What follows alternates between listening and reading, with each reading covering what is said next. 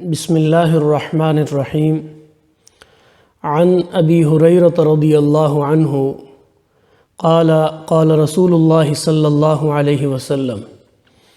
لا تحاسدوا ولا تناجشوا ولا تباغضوا ولا تدابروا ولا بیع بعضکم علی بیع بعض وکونوا عباد اللہ اخوانا المسلم اخو المسلم لا يظلمه ولا يحقره ولا يخذله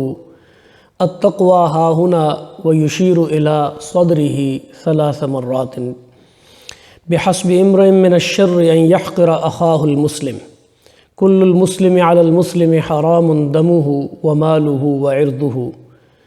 أو كما قال عليه الصلاة والسلام رواه مسلم۔ حضرات، سامعین و سامعات، سیدنا ابو ہریرہ رضی اللہ تعالی عنہ سے روایت ہے کہ رسول اکرم صلی اللہ علیہ وآلہ وسلم نے ارشاد فرمایا کہ ایک دوسرے سے حسد نہ رکھو، ایک دوسرے کو دھوکہ نہ دو، ایک دوسرے سے بغض نہ کرو، ایک دوسرے سے پیٹھ نہ پھیرو، اور کوئی شخص دوسرے کے سودے پر سودا نہ کرے، اور تم سب اللہ کے بندے بھائی بھائی ہو جاؤ۔ مسلمان کا بھائی ہے، نہ اس پر ظلم کرے، نہ اسے حقیر جانے اور نہ اسے ذلیل کرے۔ تقوی کا مرکز یہاں ہے، اور آپ نے اپنے سینہ مبارک کی جانب 3 مرتبہ اشارہ فرمایا۔ پھر فرمایا کہ انسان کے لیے اتنی برائی ہی کافی ہے کہ وہ اپنے مسلمان بھائی کو اپنے سے حقیر جانے۔ مسلمان پر مسلمان کا خون، اس کا مال اور اس کی عزت و آبرو حرام ہے۔ بڑا جامع ارشاد ہے جو حضور نبی رحمت صلی اللہ علیہ وسلم نے ہماری تہذیب نفس کے لیے ارشاد فرمایا ہے۔ یہ بات ذہن میں رہے کہ کوئی بھی جھگڑا اور فساد وہ 2 آدمیوں کے درمیان ہو یا 2 قوموں کے درمیان، اس کا جو محرک یا اس کی جو بنیاد ہے، اس کو جو تحریک دینے والی چیز ہے، وہ آپس کا حسد و بغض ہے۔ اپنی شوکت و سطوت، اپنی طاقت، اپنے اختیار و اقتدار کا لوہا منوانا، دوسرے کو نیچا دکھانا، ایک دوسرے کے حق تلفی، ان چیزوں سے ہی فریقین کے درمیان رنجش کا آغاز ہوتا ہے، نفرت کے جذبات ابھرتے ہیں، اور جب ان میں تیزی آتی ہے تو پھر ظاہر ہے پہلے زبان درازی شروع ہوتی ہے، اور پھر ہاتھا پائی اور دنگا فساد اور لڑائی کے پھر شعلے جب بھڑک اٹھتے ہیں، تو یہ افراد کا معاملہ ہو یا قوموں کا، پھر عقل و شعور جو ہے وہ عقل و فکر رخصت ہو جاتی ہے، دانش و بینش سے یہ معاملات پھر جو ہے وہ حل ہونے میں نہیں آتے۔ انسان اس وقت مجموعی طور پر جس گرفت کے اندر ہے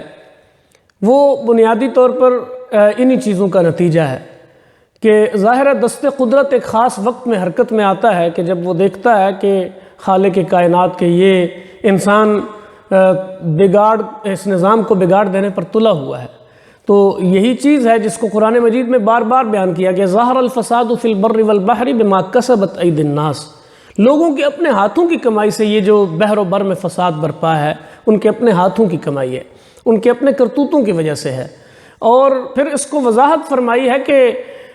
فَبِمَا كَسَبَتْ أَيْدِيكُمْ وَيَعْفُو عَنْ كَثِيرٍ، یہ جو کچھ بھی معاملات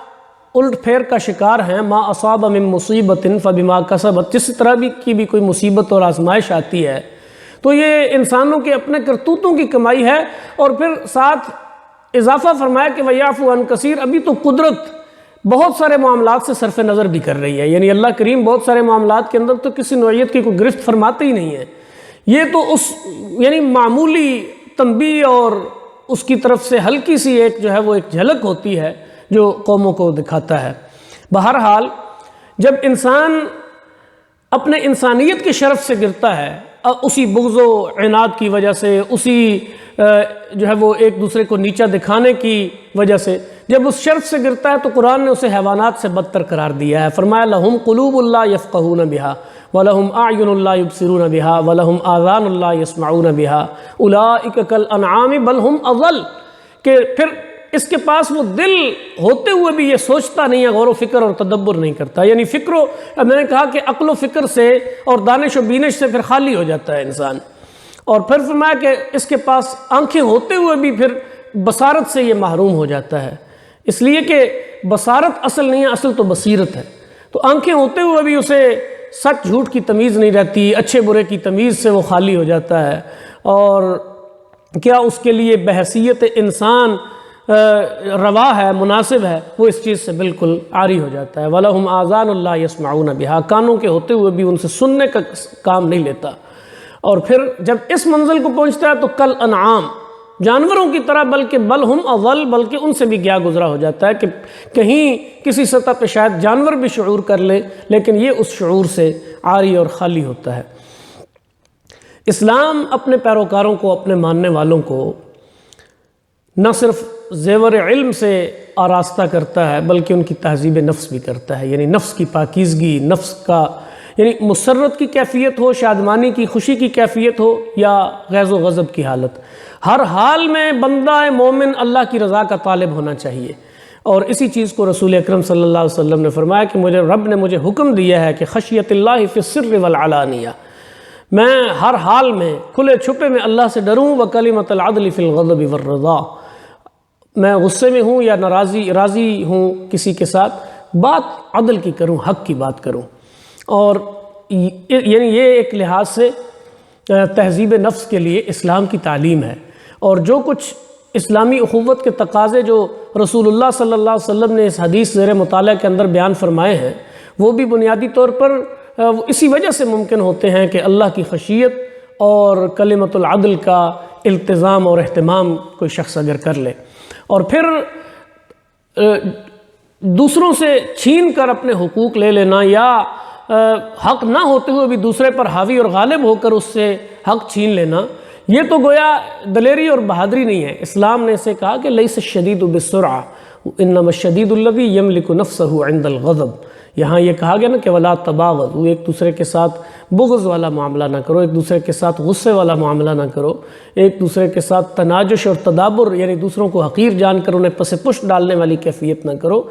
پہلوان وہ نہیں ہے کہ جو دوسرے کو پچھاڑ دے، بلکہ پہلوان تو وہ ہے جو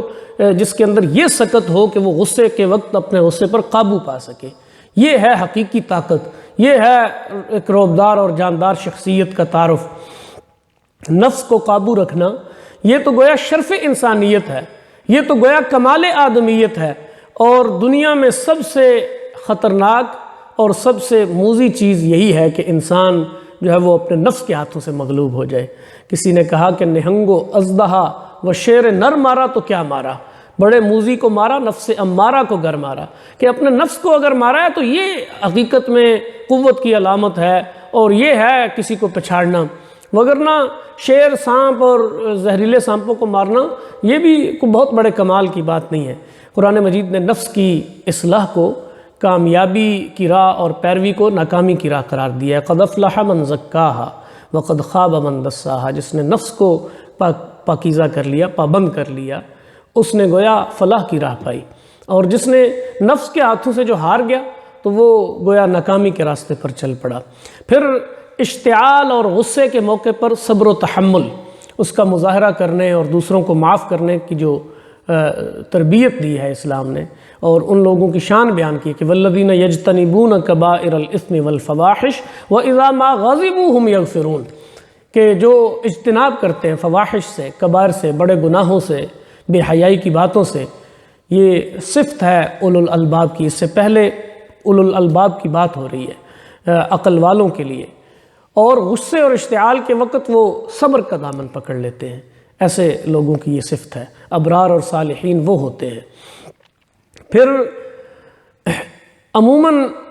ہمیشہ ہوتا یہ ہے کہ ہم کسی سے حسد میں، بغض میں مبتلا تب ہوتے ہیں جب ہم اسے آسائشوں آرام میں، اللہ کی دی ہوئی نعمتوں میں کھیلتا ہوا دیکھتے ہیں۔ اللہ کی تعلیم اس میں یہ ہے کہ کسی کے جاہ و جلال کو، کسی کے مال و منال کو، کسی کی لگژری کو، کسی کے آرام و آسائش کو دیکھ کر حسد و نفرت کے جذبات پہ نہ ہو۔ وَلَا تَتَمَنَّوْا مَا فَضَّلَ اللَّهُ بِهِ بَعْضَكُمْ عَلَىٰ بَعْضٍ، تم میں سے بعض کو بعض کے مقابلے میں جو فضیلت دے رکھی ہے اس کی تمنا نہ کرو کہ کاش اسے نہ ملا ہوتا، ہمیں ملا ہوتا۔